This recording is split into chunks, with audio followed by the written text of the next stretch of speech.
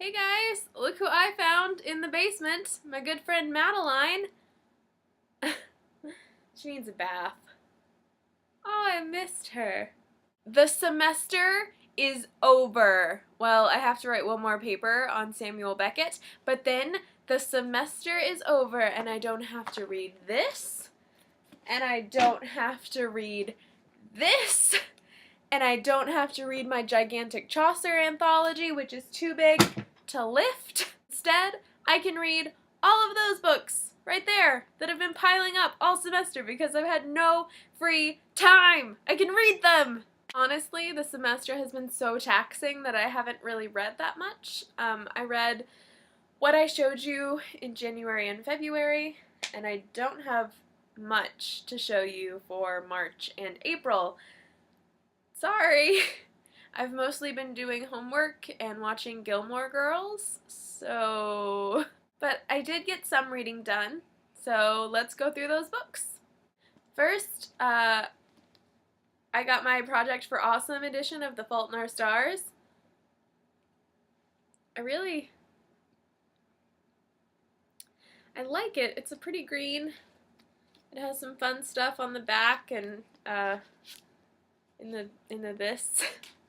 So yeah, I didn't reread it, but I did get it, so that counts for something. I am a gigantic comedy nerd. A few years back, I read the Live from New York. It's right behind me. It's that big book right there. Live from New York, The Untold Stories of Saturday Night Live or something. Just Google Live from New York. You'll find it. So obviously the next step was to read The Second City Unscripted. It's in the same interview format as Live from New York, but it tells the story of the Second City in Chicago and all of the cool comedians that came out of there, like Bill Murray and Amy Poehler and like everybody else, Stephen Colbert, just literally everybody pretty much came out of the Second City. So if you're a total comedy nerd and you just really want to know the background of like Del Close and the people that started this whole scene, you should definitely read this. It's pretty dry if you're not interested in it, I would assume, but, you know, go for it.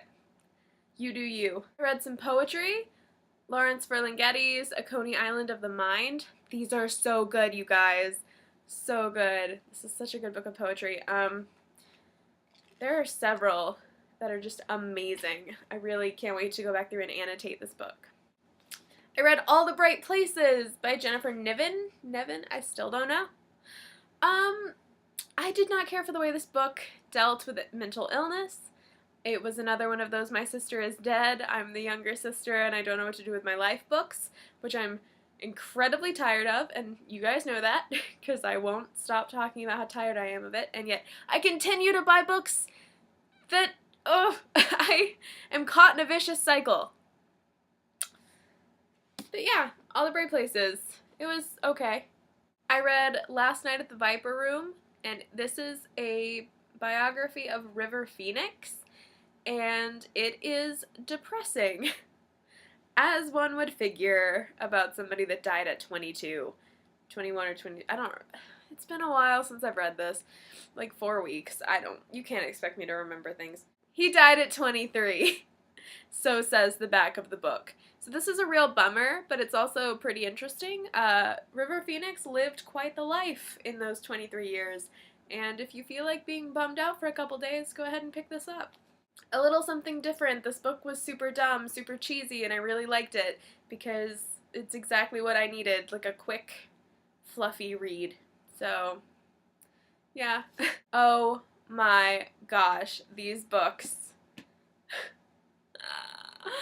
Why did I do this to myself? They were so addictive. They're so dumb, but I love them. These are definitely guilty pleasure reads, and I was just like so into it. The Unbecoming of Mara Dyer and The Evolution of Mara Dyer. I have ordered The Retribution of Mara Dyer to finish this off over the summer. I loved these. They are not the best books I've ever read, but neither are most books. So, if you're looking for just like a fun summer read, the Mara Dyer series, I really liked it. It was really, really good. It was kind of like the Hunger Games in that I couldn't put it down. Give these a shot. if you haven't already. I'm literally the last person to read these, so I'm so behind. That's it. I'm gonna try and tackle that pile over the summer, and yeah, I hope that you hear from me sooner rather than later, but no promises. Okay, bye. Goodbye. Au revoir.